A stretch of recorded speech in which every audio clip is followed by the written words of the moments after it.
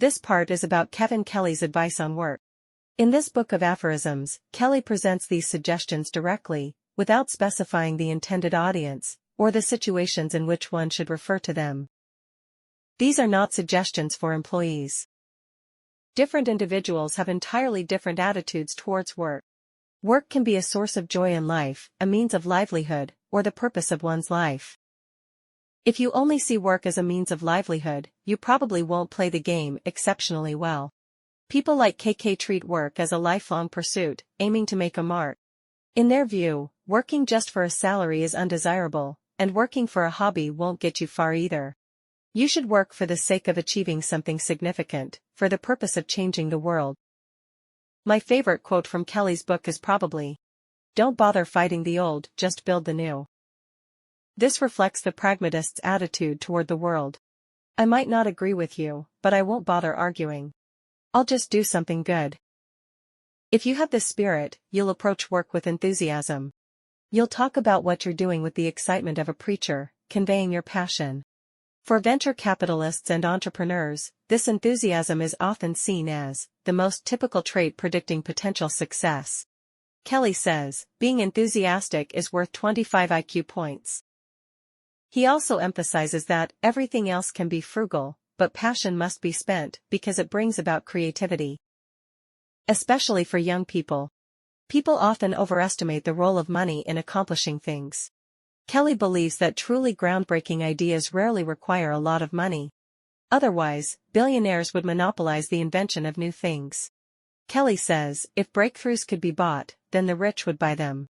Instead, passion, persistence, belief, and ingenuity are required to invent new things, qualities the poor and young often have in abundance. Stay hungry. This is perhaps the best explanation of Steve Jobs' "stay hungry, stay foolish," and it's why Silicon Valley investors particularly like smart, young, and financially constrained individuals.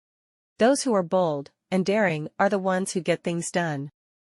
Passion not only gives you the drive, but also sets a sufficiently high goal. Kelly says, the advantage of a ridiculously ambitious goal is that it sets the bar very high, so even if your effort falls short, it may exceed an ordinary success.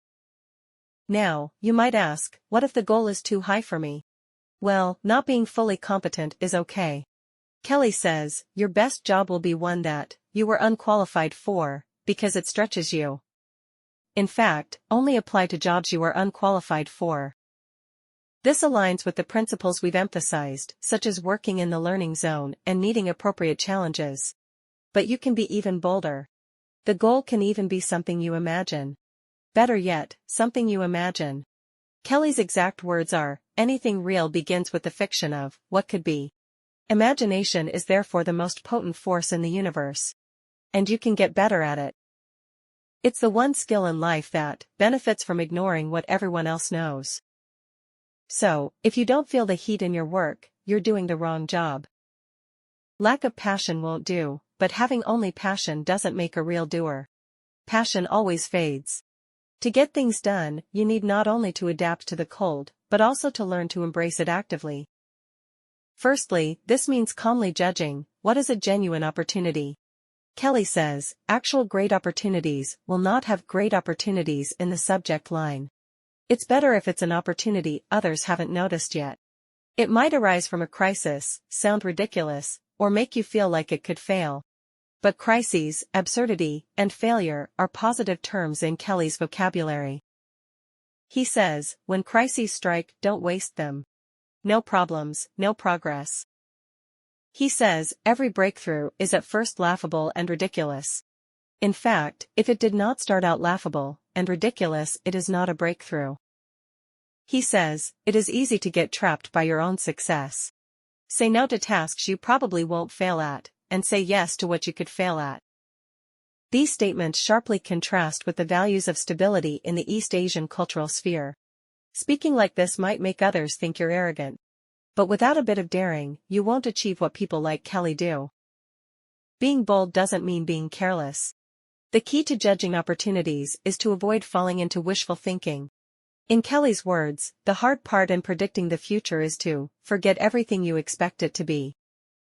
I hope this statement gives you a moment to cool down. but overall, you must be bold first, before talking about the details. A further step in staying cool is focus. Focus isn't about concentrating during a lecture, and not using your phone. It's about ensuring that important matters take precedence, and not wasting energy on trivialities. Kelly coined a witty phrase. The main thing is to keep the main thing the main thing. Another one is pay attention to what you pay attention to. So, how do you ensure that important matters take precedence? Kelly provides 3 pieces of advice. One is always demand a deadline, because it weeds out the extraneous and the ordinary.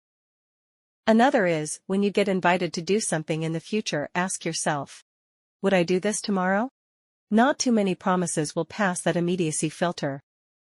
The last one is shorten your to-do list by asking yourself, what is the worst that will happen if this does not get done? Eliminate all but the disasters. Many people believe they should only do important or urgent tasks. As you can imagine, people like Kelly reject doing urgent tasks. He believes you should only focus on what is important, saying, don't let someone else's urgency become your emergency. In fact, don't be governed by the urgent of any sort. Focus on the important. The urgent is a tyrant. The important should be your king. Down with the tyranny of the urgent. So, you might say you won't do small tasks, and you won't do urgent tasks either. What should you do all day? The answer is iterate. Iterate calmly, silently, patiently. Great things are the result of countless improvements and polishing. Make something, be dissatisfied with it, modify it, make it again, still dissatisfied, modify it again. Kelly's saying is, to make something good, just do it. To make something great, just redo it, redo it. The secret to making fine things is in remaking them. This process isn't grandiose. Here, passion isn't the key. Persistence is. The following passage by Kelly might touch you. When you feel like quitting, just do 5 more. 5 more minutes, 5 more pages, 5 more steps. Then repeat. Sometimes you can break through and keep going, but even if you can't, you ended 5 ahead. Tell yourself that you will quit tomorrow, but not today. However, if the direction is wrong, persisting on a wrong path is also not right. This is the contradiction all entrepreneurs must face. You must be good at persisting, but you must also be good at judging whether it's worth persisting. You must have strong opinions, but also have an open mind, able to listen to others. Kelly understands this contradiction well, so he says, 3 things you need. The ability to not give up something till it works, the ability to give up something that does not work, and the trust in other people to help you distinguish between the two. This kind of ability is also developed through iteration and polishing. As the saying goes, sharpen the knife, not to mistake the work of chopping wood. Kelly says, spending as little as 15 minutes, 1% of your day, on improving how you do your thing, is the most powerful way to amplify and advance your thing. But don't be afraid to make mistakes. Iteration doesn't mean avoiding mistakes. It means not repeating the mistakes you've made. Kelly says, don't keep making the same mistakes. Try to make new mistakes. He also says, the foolish person winds up doing at the end what the smart person does at the beginning. So, don't worry about doing silly things. Truly worthwhile things, you won't be good at initially. The key is that smart people have the patience to iterate. Improving your workflow also means using handy tools. I've always said, when there's a bow to be drawn, use a strong one. When there's an arrow to be shot, use a long one. Kelly thinks the same way. For young people, he says, at first, buy the absolute cheapest tools you can find. Upgrade the ones you use a lot. If you wind up using some tool for a job, buy the very best you can afford. As an adult, if you have a bit of a hippie and geek spirit, you should only use the best tools. Kelly says, take note if you find yourself wondering, where is my good knife? Or where is my good pen? That means you have bad ones. Get rid of those. So, don't believe in the mysticism of flowers and leaves can all hurt people. Good tools can give you more self-respect at work. I have a physicist friend who likes to take work notes by hand, and he told us he only buys the best notebooks. We're people doing big things. We should pay attention to what matters. If the company doesn't provide it, buy it yourself. Kelly's advice also includes taking proactive breaks, scheduling a day off from work every week. Also, think from the perspectives of customers and bosses more, and if a task can be outsourced, outsource it as much as possible, because other people's time is your best leverage. I also want to emphasize a virtue of work, and that is a sense of responsibility. Work is not a performing art. You have to take responsibility for what you do. This means if things aren't done well, you should be very anxious, and if something goes wrong, you should look for reasons within yourself. Kelly says, if your sense of responsibility is not expanding as you grow, you are not really growing. The instinct of people is to shift blame because, in many situations, it's genuinely not your fault. But even if it's not your fault, you still need to take responsibility. Kelly's saying is, the foundation of maturity. Just because it's not your fault doesn't mean it's not your responsibility. The weak fear taking responsibility because they feel being blamed is being bullied. But the strong are willing to take responsibility, because responsibility means ownership. If you dare to take the responsibility, that thing is yours. The core idea of this section is that, if you want to make a real impact, you have to treat work as your own affair.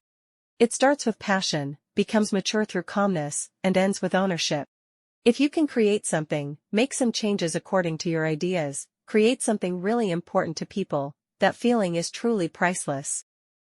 Kelly says, experiences are fun and having influence is rewarding, but only mattering makes us happy. Do stuff that matters. This concludes this section. In the next section, we will discuss relationships with others. If you feel there is value in this, please like, subscribe to this channel, and leave your thoughts or suggestions in the comments section. Let's grow together and read more good books.